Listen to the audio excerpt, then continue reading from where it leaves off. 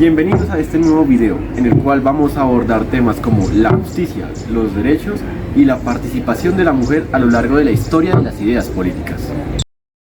En la antigua Grecia, Platón, principalmente en sus diálogos en la República, nos dice que las mujeres están en la misma capacidad de los hombres de ocupar los cargos de la polis, los altos cargos de la polis, porque según él, lo verdadero importante está en el alma, más no en el cuerpo. Además dice que las mujeres que tienen alma racional están en capacidad de estar en los puestos del gobierno, y las que tienen alma irascible pueden hacer parte del ejército. Platón dice que las mujeres están en la misma capacidad de ser virtuosas que los hombres, puesto que están en la misma capacidad de ser racionales. ¿Pero qué es ser virtuoso en la antigua Grecia? Es prácticamente la capacidad de aportar a la polis de manera que beneficie a todas las personas de la ciudad.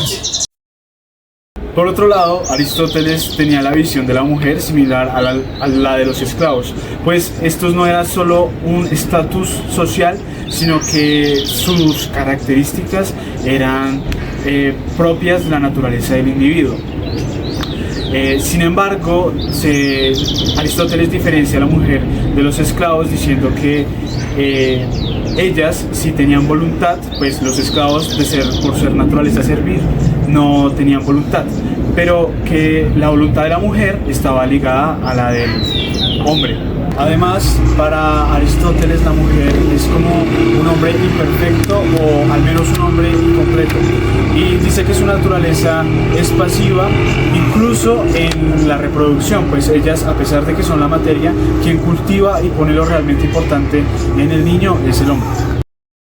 Nicolás Maquiavelo fue un filósofo y diplomático del siglo XVI nacido en Italia, el cual, de sus varios textos, el más importante fue El Príncipe.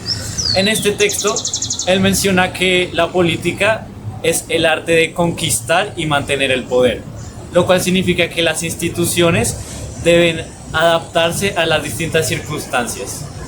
Además, él mencionaba que la justicia no es un valor abstracto, sino que es una herramienta del Estado para mantener el control y evitar revueltas. Que en sus distintos textos Maquiavelo haya mencionado distintos momentos en la historia en los que el Estado haya caído por culpa de una mujer, él no mencionó directamente si la mujer debe participar en la democracia, pero según sus distintas ideas podríamos deducir que él aceptaría la participación democrática de la mujer solo si esto fortalece al Estado. Por ejemplo, si se aparta la mujer de la democracia, hace que haya un descontento en el pueblo, Maquiavelo diría que debería dejarla participar, ya que esto haría que el pueblo esté contento y así el Estado mantendría su poder.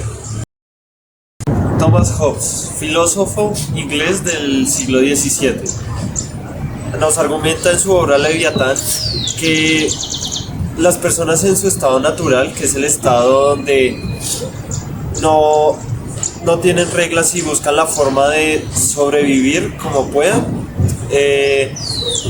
nos dice que en ese estado natural hay un estado de guerra permanente, el cual, para solucionarlo, nos dice él que necesitamos un poder absoluto, un soberano, en el que en el contrato social las personas den una parte de su libertad total para poder recibir a cambio seguridad y orden. En cuanto a la mujer, Hobbes nos dice que tanto hombres como mujeres somos iguales, pero al momento de poner esto en práctica nos damos cuenta que la mujer queda desligada de lo político y queda asignada al ámbito doméstico.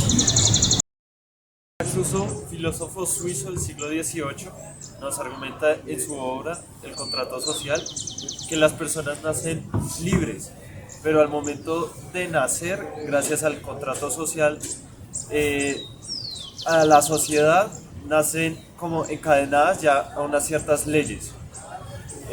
También nos argumenta que el hombre nace igual, el hombre es igual masculino, porque digamos que ya Rousseau nos dice que las mujeres tienen que estar excluidas de lo político y él las ve más como un modelo de acompañamiento para el hombre.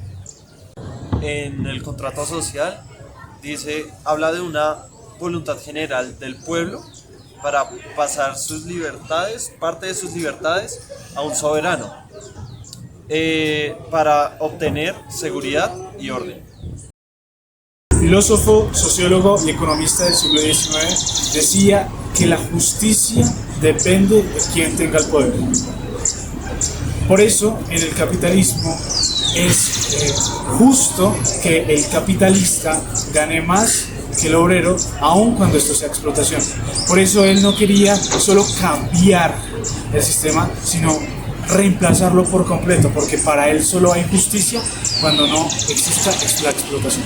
Pues para él solo habría justicia cuando no haya explotación, no existan las clases sociales y los medios de producción sean socializados. El papel de la mujer, pues en realidad Karl Marx nunca escribió una teoría feminista como tal, pero si estudiamos su pensamiento económico y social podremos llegar a desentrañar los orígenes y el problema de la opresión de la mujer. Marx y Engels decían que las costumbres de una sociedad no estaban dadas porque sí, sino que estaban dadas gracias a la estructura económica en la que convivía esa sociedad. En ese sentido, la desigualdad entre el hombre y la mujer no es algo eterno ni natural, sino más bien es una construcción histórica que se da con la creación de la propiedad privada. En la creación de la familia, la propiedad privada del Estado, Engels, basándose en algunas notas de Marx, dice que la igualdad estaba más presente en sociedades primitivas, pero fue con la propiedad privada cuando el hombre, queriendo asegurarse su herencia y con la creación del excedente económico, que empieza a controlar y de una u otra forma pagar el rol de la mujer. También demostró que la mujer es explotada doblemente en el capitalismo.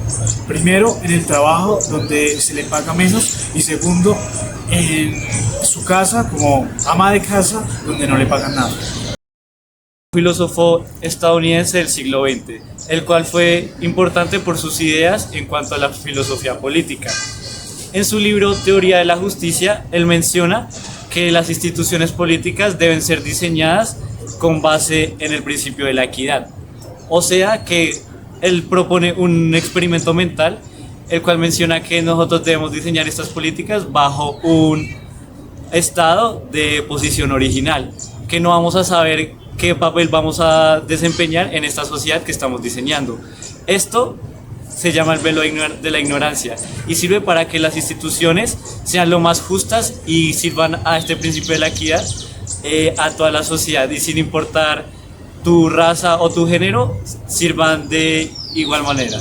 Las instituciones, según Rawls, deben corregir desigualdades históricas para que todos tengan el mismo acceso al poder, a la educación y a la justicia, así eliminando estas desigualdades como el patriarcado o el racismo.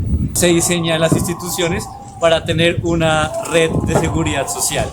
Esto para que, como no sabemos en qué papel nos va a tocar en la sociedad, que el punto más bajo no sea tan bajo como en la sociedad actual. De esta manera, Rawls no ve diferencia entre raza o género.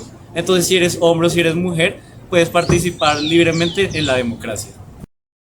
Amartya Sen, filósofo, matemático y economista, nos decía que no nos debíamos enfocar en un ideal de justicia. Por el contrario, debíamos observar qué injusticias eran las que atañían el mundo actual. ¿Cómo superar estas injusticias? Amartya Sen nos dice que a través del debate democrático y la razón pública llegaremos a algo muy importante llamado el escrutinio imparcial, con lo cual a través de argumentos razonables y conversación racional entre varios individuos de la sociedad, llegaremos a cómo identificar estas injusticias y a través cómo lograr superarlas con ciertas medidas. Por otro lado, Sen se encontraba en total desacuerdo con la ortodoxia económica, al decir que el PIB y el ingreso son los verdaderos indicadores de bienestar económico. Él decía que las libertades y las capacidades eran el fin y el medio del desarrollo, por lo cual las libertades políticas, servicios económicos, seguridad y transparencia era lo que permitía a las personas de generar mayor capacidad.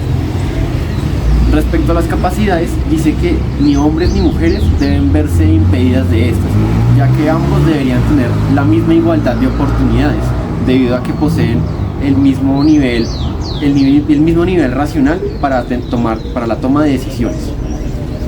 Un concepto interesante es la titularidad, razón por la cual Zen se enfoca en que dice que las personas no se encuentran en condiciones de desigualdad debido a sus ingresos, sino que debido a que estas titularidades definen quiénes pueden acceder a ciertos bienes o servicios y de qué manera, por lo cual Zen nos dice que deberíamos, a través de este escrutinio imparcial, encontrar formas de que estas titularidades se amplíen a todos los miembros de la sociedad. Por otro lado, las instituciones, según Zen, no deben tener un marco fundamentalismo. O sea, esto quiere decir que si una institución se coloca en cierto país, no significa que esta institución signifique de una vez que hay justicia, no. Por otro lado, la justicia, según Zen, se mide en cómo aumentan las libertades o capacidades para las personas respecto a la consecución de su bienestar económico, social o político. Sociólogo y filósofo alemán contemporáneo, con su teoría de la acción comunicativa. ¿Qué quiere decir esto? El lenguaje es mediador y hacedor de la realidad. Esto nos indica que, a través de la buena argumentación que sea justificable, veraz y cierta, podemos llegar a consensos en sociedad para la construcción de universales que no sean absolutos. ¿Por qué que no sean absolutos? Porque a través del lenguaje y de nuestros argumentos racionales debemos estar constantemente preguntándonos si lo que hemos planteado anteriormente sigue vigente y aplica para nuestra sociedad, si esto no genera injusticias debido a alguna exclusión que se pudo haber generado en el debate. Por otro lado, la validez de las normas se basa en este mismo debate racional, pero cabe algo importante, que es la legitimidad, debido a que la sociedad primero debe entender, comprender y aceptar estas normas que se imponen para así tener juicios imparciales y aceptar la voluntad general que se da en el sistema jurídico. Es importante las reglas del debate. Es claro que para construir un concepto o una norma debe haber polifonía de opiniones, de voces, de argumentos. ¿Por qué se tiene que dar esto? Porque así vamos a llegar a conceptos o normas que sean ricas y nutritivas para la sociedad, que no se generen injusticias por haber ignorado ciertas razones, por haberlas considerado irracionales a un juicio personal. Cabe recalcar que es importante que en estos debates van a haber ciertas posiciones encontradas, pero estas posiciones se deben respetar, más no aceptar, porque por un lado se está expresando lo que una parte quiere decir acerca de un tema, pero no significa que por lo que él lo dijo yo deba aceptarlo, no, se debe respetar porque aporta a la construcción de un nuevo valor.